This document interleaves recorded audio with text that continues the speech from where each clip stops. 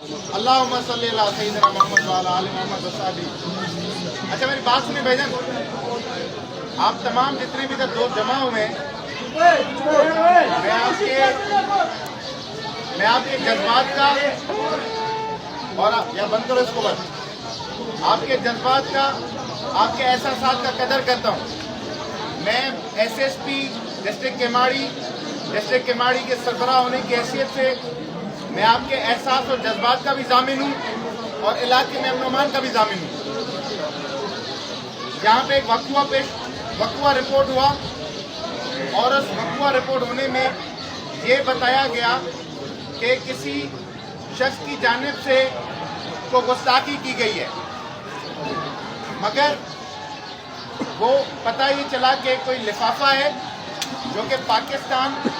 Post کے ذریعے قرآن شریف کے جو اوراق ہیں وہ کوئی جلے ہوئے تھے اور ان پہ کوئی فوٹو لکھا ہوا ہے، کسی خاتون کا ایک فوٹو ہے، ایک مرد کا فوٹو ہے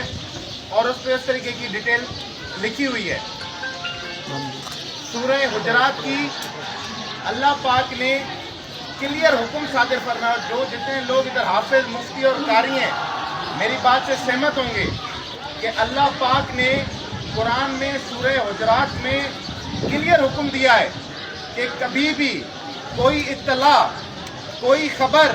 آپ تک موصول ہو جائے، اس کی تصدیق کرنا ایسا ہی ضروری اور واجب ہے جیسا ہم سب پہ کلمہ پڑھنا واجب ہے۔ اگر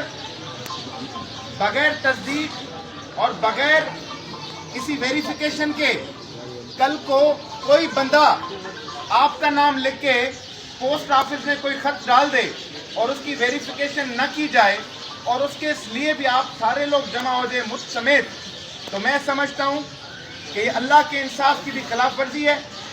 اور اس انسان کے ساتھ بھی خلاف زیادتی ہے۔ یہ کسی کے بھی خلاف کوئی بھی بندہ آ کے کوئی بھی حرکت کر جائے اور اس کی ویریفیکیشن نہ ہو اور ہم سب جمع ہو جائیں اور قانون اپنے ہاتھوں میں لے لیں، تو میں سمجھتا ہوں نہ فقط ہم اللہ کی عدالت میں جرموار ہوں گے، حضرت محمد صلی اللہ علیہ وسلم کو بھی ہم فیس نہیں کر سکیں گے۔ میری گزارش، 2-3 گزارشات، باقی آپ دوستوں کی مرضی۔ میں آپ کا بڑا بھائی ہونے کی حیثیت میں، جو میرے بڑے بزرگ ہیں ان کا بیٹا ہونے کی حیثیت میں، اور جو میرے چھوٹے ہیں میں ان کا بڑا بھائی ہونے کی حیثیت میں، میری 2-3 گزارشات ہیں۔ سب سے پہلی گزارش، جو بھی بندہ جس جرم کا مرتکب ہوتا ہے اس کے خلاف قانون میں کلیئر چیزیں ہیں کہ ان کے خلاف قانونی کارروائی عمل میں لائی جاتی ہے اور سنگین سے سنگین عدالتیں اس کو سزا دیتی ہیں اور ہر قسم کی نہ فقط جو کیپٹل پنشمنٹ ہے وہ اس کو ملتی ہے۔ اگر ہم سارے لوگ کسی بھی بات پہ قانون کو اپنے ہاتھ میں لے لیں تو پھر اس ریاست کا جو کہ اسلام کے نام پہ بنی اس کا کوئی فائدہ نہیں۔ ہم سارے محب وطن پاکستانی ہیں۔ دوسری میری گزارش کہ جو شکایت موصول ہوئی، میں آپ سے پوچھنا چاہتا ہوں جتنے لوگ بیٹھے ہیں، کیا آپ اللہ کے حضور یہ بتا سکتے ہیں کہ اصل شکایت کیا ہے،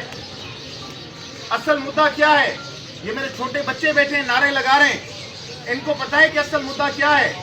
اصل بات کیا ہے؟ کیا اس چیز کی قرآن شریف نہیں کہتا کہ اس کی انکوائری کرائی جائے؟ کیا اس چیز کی ویریفیکیشن کرائی جائے؟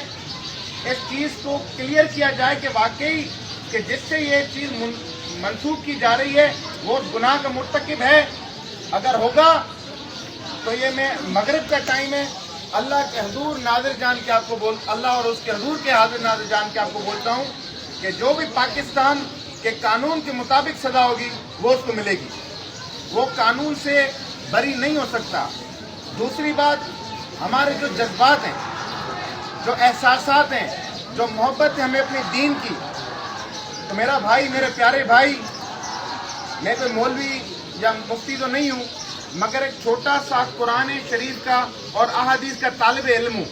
جتنا میں سمجھتا ہوں آپ مجھ سے زیادہ پڑھے لکھے